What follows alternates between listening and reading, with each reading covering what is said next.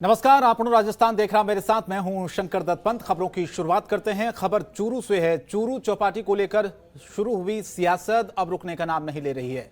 चूरू चौपाटी का लोकार्पण विवाद का जो मामला है वो अब तूल पकड़ता हुआ जा रहा है। आपको बता दें कि विधानसभा के उपनेता प्रतिपक्ष राजेंद्र राठौर के नेतृत्व में बीजेपी कार्यकर्ताओं ने जमकर कांग्रेस के खिलाफ प्रदर्शन किया। साथ ही चूरू चौपाटी के ताले खोलने की मांग की गई। इस दौरान राजेंद्र राठौर के नेतृत्व में सैकड़ों कार्यकर्ताओं ने प्रदर्शन करते हुए जिला कलेक्टर कार्यालय पहुंचे, जहां पर चौपाटी को खोलने की मांग को लेकर उन्होंने कलेक्टर को ज्ञापन सौंपा। राठौर ने कहा कि 20 जून तक चूरू चौपाटी के ताले नहीं खोले गए तो 21 जून को हजारों कार्यकर्ताओं के साथ पहुंचकर आम जनता के लिए बनाए गए चौपाटी को खोल दिया जाएगा। इसके लिए भले ही इसके खिलाफ कोई मामला दर्ज हो, इससे पूर्व बीजेपी के सैकड़ों कार्यकर्ता अलग अलग गुटों में गाइडलाइंस की पालना करते हुए काले झंडे काली पट्टियां बांधकर विरोध प्रदर्शन करते हुए जिला कलेक्टर कार्यालय पहुंचे। ये उसी वक्त की तस्वीर है जहां पर उन्होंने एक ज्ञापन भी सौंपा।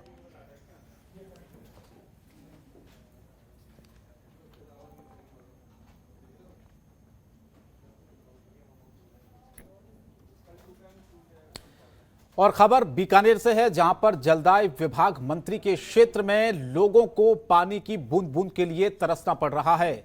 कई बार पानी की समस्या से मंत्री तो अवगत कराए जाने के बाद भी क्षेत्र के लोग पानी के अभाव में प्यासे हैं। शहर से भी ज्यादा खराब हाल गांव और ढाणियों में रहने वाले लोगों का हो रहा है। इस मौसम में रुपए देने के बाद भी लोगों को पानी नहीं मिल पा रहा है। इंसानों से ज्यादा खराब हालत पशुओं की है। शहरी क्षेत्र के लोग पानी के लिए आए दिन धरने प्रदर्शन कर रहे हैं, लेकिन मंत्री जी से लेकर उच्च अधिकारियों तक के कानों पर जूं नहीं रेंग रही है। कुल मिलाकर देखा जाए ये पानी की जो समस्या है वो खत्म होने का नाम नहीं ले रही है, क्योंकि पानी का संकट इतना ज्यादा हो गया है कि पीने के लिए लोगों को बूंद बूंद पानी के लिए तरसना पड़ रहा है। क्या इंसान क्या जानवर, सभी लोग पानी की समस्या से, यानी कि जानवरों को भी पीने का पानी नसीब नहीं हो पा रहा है। लोग कई बार इसकी शिकायत कर चुके हैं, लेकिन उसके बावजूद भी कई बार धरने प्रदर्शन हुए, कोई फायदा उसका नहीं हुआ और अभी भी पानी की समस्या जस की तस बनी हुई है। लोग आरोप लगा रहे हैं कि अधिकारी उनकी समस्याओं को सुन नहीं रहे हैं।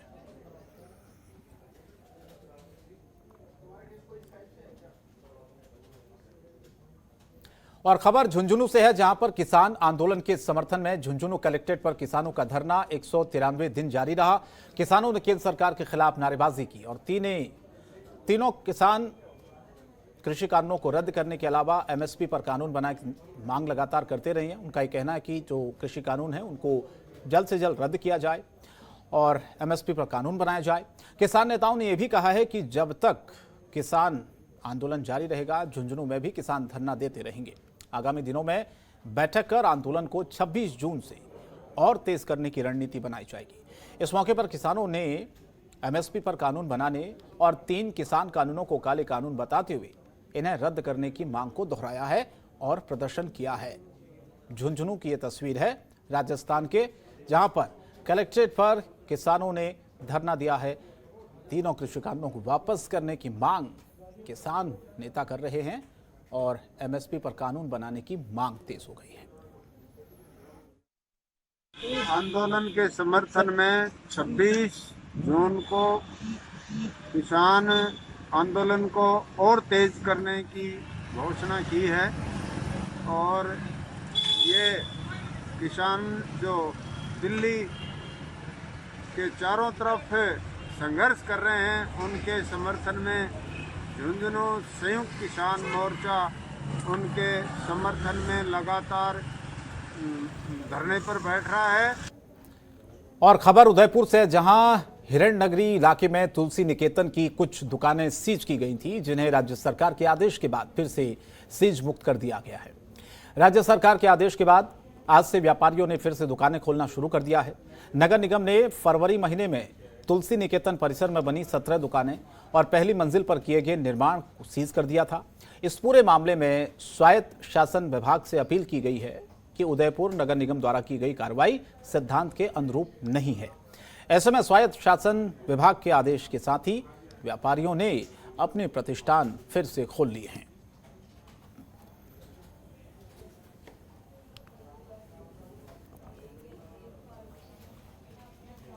उदयपुर की तस्वीर है। तुलसी निकेतन की सीज की दुकानें फिर से सीज मुक्त कर दी गई हैं।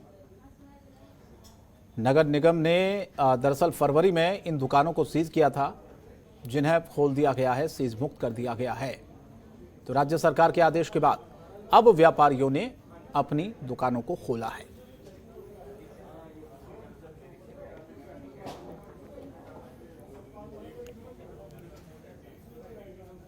और श्रीगंगानगर के राजसिंह नगर में कोरोना गाइडलाइंस की जमकर धज्जियां उड़ी हैं। राज्य सरकार ने कोरोना गाइडलाइंस के नियमों की पालना करने के साथ ही कुछ दुकानों, विभागों सहित रोडवेज की बसों का संचालन करने की अनुमति दे दी है। राज्य में रोडवेज की नई गाइडलाइन के तहत बस के अंदर कोई भी व्यक्ति खड़ा होकर यात्रा नहीं करेगा और बिना मास्क के साथ ही वो यात्रा नहीं कर पाएगा। अगर यात्रा कर रहा है तो मास्क लगाना जरूरी होगा, सोशल डिस्टेंसिंग बनानी जरूरी होगी। तो राज्य सरकार की थोड़ी सी छूट का नाजायज फायदा उठाते हुए बीकानेर रोडवेज बस के चालक और परिचालकों ने यात्रियों की जान को जोखिम में डालकर यात्रियों को यात्रा करवाई है, जिसकी तस्वीर आप देख रहे हैं इस वक्त। बस के अंदर और बस की छत पर भी आपको यात्रियों से भरी हुई ये पूरी बस नजर आएगी और बताया जा रहा कि क्षमता से 3 गुना ज्यादा इसमें यात्रियों को भरा गया है। अधिकतर यात्री बिना मास्क के आपको इसमें नजर आएंगे। फिलहाल ये वीडियो लोगों ने बनाया है जब ये बस वहां से गुजर रही थी, लेकिन आप देखिए किस तरह से श्रीगंगानगर में अभी भी लोग समझ नहीं रही हैं। कोरोना गाइडलाइंस की किस तरह से धज्जियां उड़ाई जा रही हैं। बस के अंदर और बस के छत पर सैकड़ों की संख्या में यात्री आप देख पा रहे होंगे। आगे बढ़ते खबर अलवर से है। अलवर में एसीबी मुख्यालय के निर्देश पर कार्रवाई हुई है और जिसके बाद एसीबी ने जूनियर इंजीनियर को परिवादी से 10,000 रुपए की रिश्वत लेते हुए गिरफ्तार किया है। भ्रष्टाचार निरोधक ब्यूरो के महानिदेशक भगवान लाल सोनी ने बताया कि एसीबी को परिवादी की ओर से शिकायत दी गई थी, जिसके बाद शिकायत के चलते एसीबी ने कार्रवाई को अंजाम दिया और 10,000 की रिश्वत लेते जूनियर इंजीनियर को गिरफ्तार किया है। कृषि कनेक्शन को नया ट्रांसफार्मर जारी करने के एवज में रिश्वत की मांग की गई थी।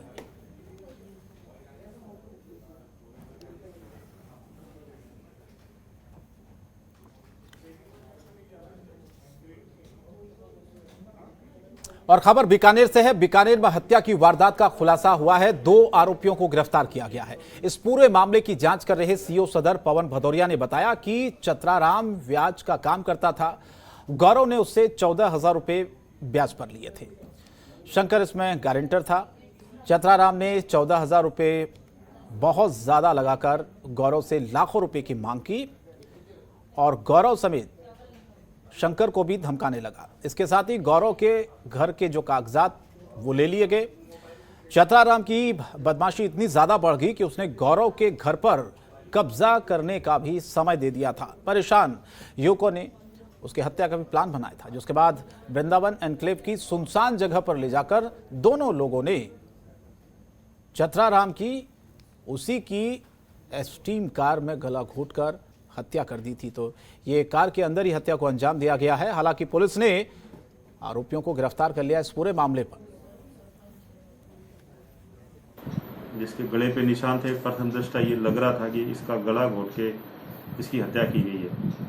आसपास पहचान करने के लिए पहचान हुई तो पता चला कि ये उदासर गांव का चतराराम साटिया नामक व्यक्ति है, जिस पे हमने मौके पर एफएसएल को बुलवाया और जांच शुरू की। और इसमें उसके आसपास जो लोग उसके साथ आखिरी बार देखे गए थे उनके बारे में और आसपास पूछताछ करने पे 2 अभियुक्तों के नाम सामने आए। एक तो गौरव शर्मा और एक शंकर लाल नायक।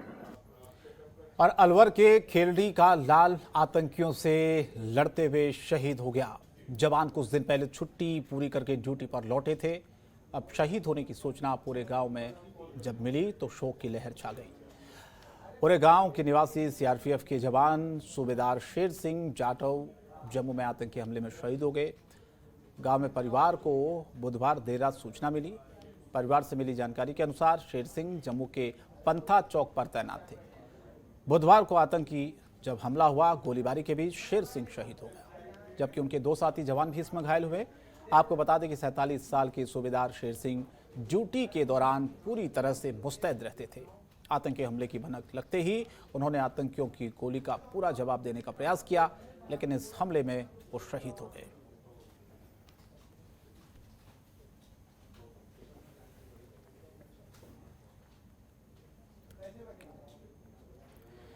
और खबर उदयपुर से है। उदयपुर के सुखेर स्थित शर्मा मल्टी स्पेशलिटी अस्पताल में अनियमितताएं पाई गई हैं, जिससे जिला प्रशासन चिकित्सा विभाग ने क्लिनिकल एस्टेब्लिशमेंट एक्ट के तहत कार्रवाई की है और अस्पताल का पंजीकरण निरस्त कर दिया है।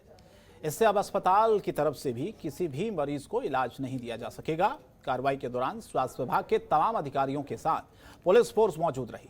सीएमओ डॉक्टर दिनेश खराड़ी ने बताया है कि क्लिनिकल एक्ट के प्रावधानों के तहत अस्पताल में दर्शाए गए बेड की क्षमता, चिकित्सकों की मौजूदगी और कई तथ्यों की जांच के लिए डीएम की तरफ से जांच दल गठित किया गया था। जांच रिपोर्ट में अस्पताल में चिकित्सकों की नियमित मौजूदगी से लेकर कई और भी गंभीर अनियमितताएं पाई गई, जिसके आधार पर अस्पताल की ओर से न्यूनतम मानकों की पालना नहीं करे जाने के चलते कार्रवाई की गई है। तो इस तरह से यह अस्पताल जिस पर कार्रवाई की गई है, उदयपुर में अनियमितताएं यहां पर पाई गई, तो उसके बाद अस्पताल का जो पंजीकरण है उसे निरस्त किया गया है।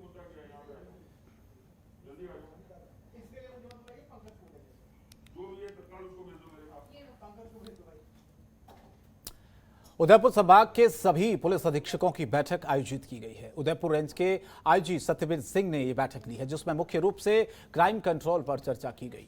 यह बैठक उदयपुर रेंज के आईजी के कार्यालय में आयोजित हुई है। इसमें उदयपुर, चित्तौड़गढ़, राजसमंद, प्रतापगढ़, डूंगरपुर और बांसवाड़ा के एसपी मौजूद रहे।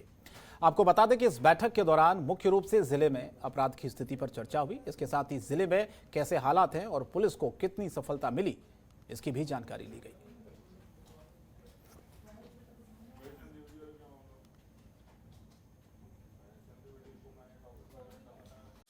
खबरों के निष्पक्ष विश्लेषण के लिए सब्सक्राइब करें Jantantra TV and press the bell icon. Never miss any update.